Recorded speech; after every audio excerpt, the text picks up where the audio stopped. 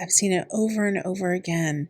Really fantastic moms feeling like they are the worst moms on the planet. And it always breaks my heart to see that because these moms are doing the best they can. Just a quick disclaimer, I am a licensed MFT, but I am not your therapist. This video is for educational purposes only and is not clinical advice. I will also not be diagnosing anyone. Please refer to the full disclaimer on your screen for information regarding emergencies and ethical boundaries. Hi, my name is Christina Castorena, and I am a licensed marriage and family therapist, and I've been a therapist for 20 years. It might be interesting to share my perspective on certain trends that are happening within our world. One of the things that I've been noticing is that there's just a lot of parents, there's a lot of moms commenting that they are feeling overwhelmed, frustrated, and ultimately guilty with themselves as parents. And I've seen that over the years working with parents. They feel like they're not living up to the standards that they have set for themselves. They have certain expectations of themselves as a mom. And I've seen it over and over again. Really fantastic moms feeling like they are the worst moms on the planet. And it always breaks my heart to see that because these moms are doing the best they can. And I think for a lot of moms that are out there, I think you guys are probably all in the same boat. It's just you have certain expectations for yourselves. And this is why I think it's extremely important to know what those expectations are. As a parent, as a mom, even for dads and any caregivers, is understanding what are my expectations that I have for myself as a mom or a dad or a parent. Like, what does that look like?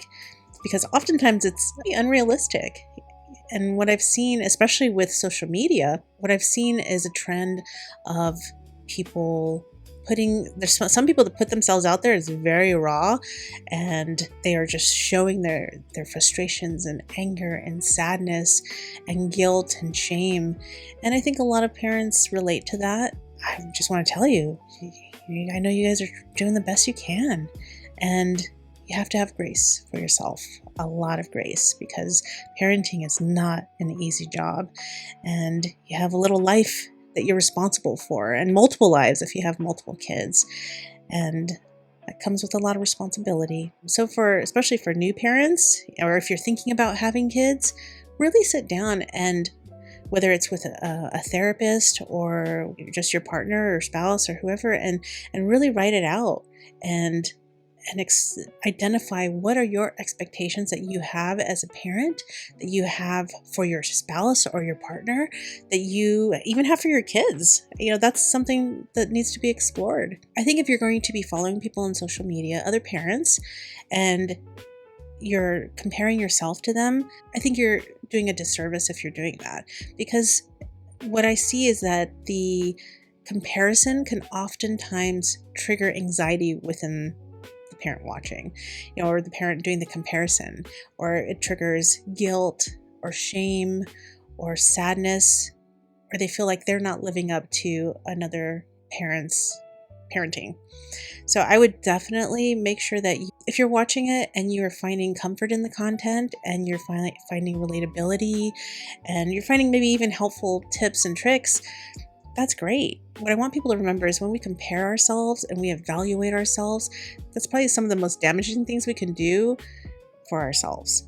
Because if you're comparing and evaluating and you just keep beating down on yourself for not being that type of parent, whatever that may be, then I think you're doing yourself a disservice, and you're doing a disservice for your kids, because like I said before, you're doing the best you can. Whatever you take from watching social media, take it with a grain of salt.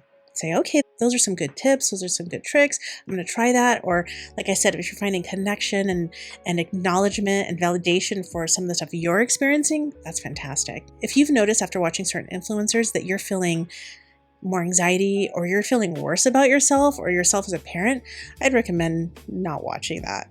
Find something else to watch that will help uplift you and make you feel better about who you are, not worse. Parenting is already a very difficult job, and I think it's best if you find support and people that can uplift you rather than you comparing yourself, and then it just brings you down.